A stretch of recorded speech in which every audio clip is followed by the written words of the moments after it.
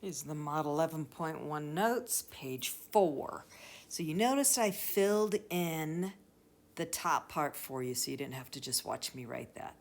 So we are going to find the standard deviation, kind of how we found the standard deviation before. We are going to take that mean, that expected value that we found on page 3.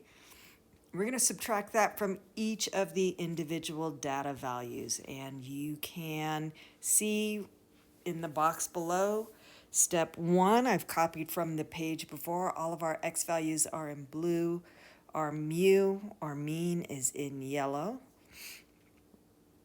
And so you can take a look at 2. 2 kind of matches up. We're going to subtract mu from each data value. Okay. So our x, our 0, minus our mu, our 3.3.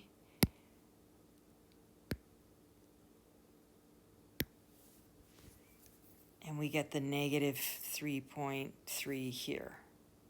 Okay.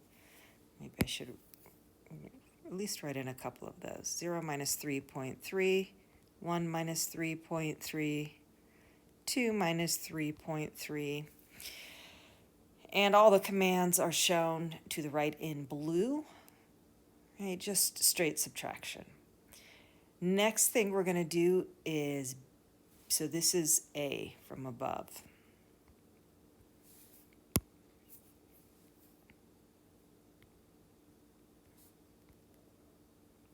Next thing we're going to do is square all of those differences.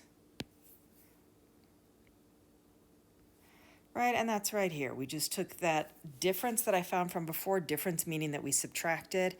We squared them all. There are 2 different ways to square, and I use both in Excel.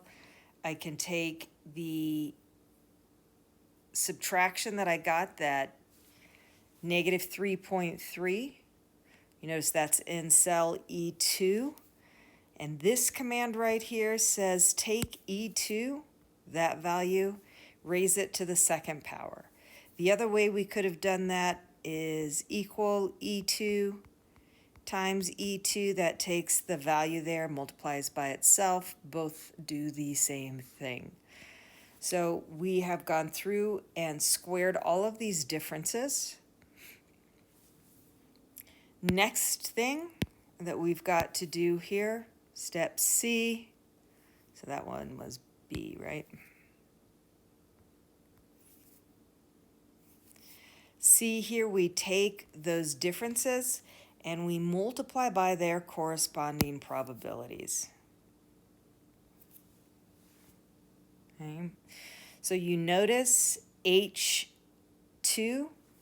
the cell right here, I am multiplying by B2, the probability right here. Okay. Once all of those are done, we sum those values to find the variance.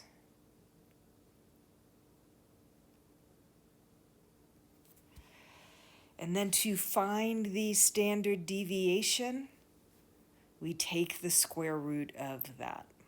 So here we see we have a standard deviation of 2.1977. That is the standard deviation for this set of data, which you've rounded here to 2.20. So let's take a look at James. James has an ice cream cart. This would be a great place to pause and run through this in Excel. Okay. Again, just a reminder to find the mean. I'm going to take x values and multiply by their corresponding probabilities. So here I have 120 cones. That happens 0.071. Or sorry, that has a relative frequency of 0.071. I've got 130 and I'm scared I'm going to run out of room, so I'm going to drop that leading 0. 140 times 0.143. I have 150 times 0.143. 160 times 0.215, 170 times 0.071, 180, that is a plus in there, times 0.143, and 190 times 0.143. When I multiply all of those out and add them together, I get 158.6. Again, this is what we call the expected value. So in the context of this problem, this means James can expect to sell roughly 158.6 or 157. We'll round up so we're safe and order enough ice cream. Vanilla ice cream cones in a week.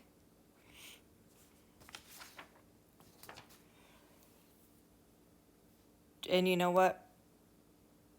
We are going to find standard deviation later, and we are not going to find standard deviation of this because in the context of the problem, that standard deviation doesn't make a whole lot of sense.